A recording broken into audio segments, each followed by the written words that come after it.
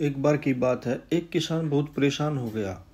हर वर्ष कुछ गड़बड़, कभी बाढ़ आ जाए, कभी आंधी तूफान आ जाए, कभी पाला पड़ जाए, कभी ओले गिर जाए, कभी वर्षा कम, कभी वर्षा ज़्यादा। किसान थक गया। एक दिन उसने परमात्मा से कहा कि तुम्हें किसानी नहीं आती, तुम कभी किसानी नहीं की है, तुमने कभी कृषि शास्त्र को समझा ही नहीं।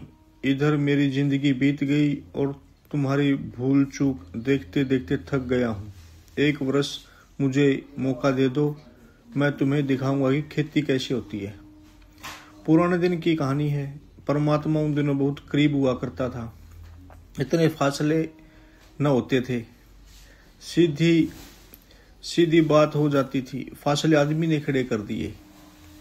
अब सीधी बात करना मुश्किल है, सीधी बात श्रद्धा में हो सकती है। उस किसान ने बड़ी श्रद्धा से आकाश की तरफ देखा, मुंह उठाकर कहा कि एक दफा एक साल मुझे मौका दे दो।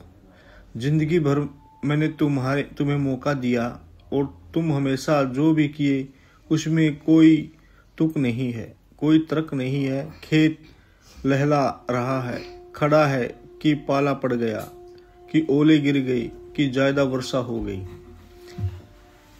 कि कभी कम वर्षा हो गई। कोई नापतोल होना चाहिए। परमात्मा ने कहा, ठीक है, आने वाले वर्ष तू संभाल। और आने वाले वर्ष किसान ने संभाला और तर्क से संभाला। न तो ज्यादा वर्षा हुई, न ओले पड़े, न तूफान, न आंधी, न झंझावत उठे। सब बड़ा शांति से चला और खेत भी ऐसे बढ़े कि किसान की छाती न फूली समाई। इतने बड़े पौधे कभी न हुए थे, दुगने। आदमी छिप जाए उनमें। इतने बड़े पौधे, कोई बाधा ही न आई थी। किसान ने कहा, अब दिखाऊंगा परमात्मा को। इसको कहते हैं फसल। और बालें बड़ी बड़ी। और किसान को लगा कि गेहूं के दाने भी होंगे तो दुगने तिगने बड़े होंगे। दिखाऊंगा परमात्मा को कि तुम जिंदगी हो गई यह उपद्रव करते हुए। पूछ लेते उनसे जो जानते हैं। फिर फसल कटी और किसान छाती पीट पीट कर रोने लगा। बालें तो बड़ी थी मगर उनमें दाने न पड़े। और उसने परमात्मा से पूछा, यह माजरा क्या है? परमात्मा ने कहा, तूने शीतलता दी, शांति दी, पर तूफान न दिए। बिना तूफानों के दाने कैसे पड़ सकते हैं? बिना पीड़ा के प्रसव कैसे?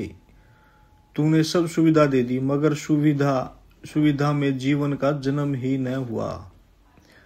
तुमने एक ही चकमक से आग पैदा करने की कोशिश की, इससे पौधे बड़े हो गए मगर व्यर्थ।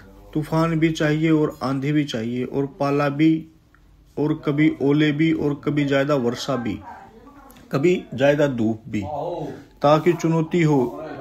ये बालें लड़ ही न पाई, इनका संघर्ष ही न हुआ, इनसे जीवन में दवंद ही न आया।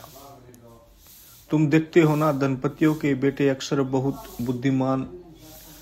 बुद्धिमान नहीं हो पाते। और कारण इतना ही होता है कि न तूफान, न आंधी, न पाला, न सब सुविधा, सब सुरक्षा, तो चैतन्य को जगाने का अवसर नहीं मिलता। चैतन्य जागता है जैसे चमक से आग पैदा होती है। दवंद चाहिए, दवंद को स्वीकार करना चाहिए।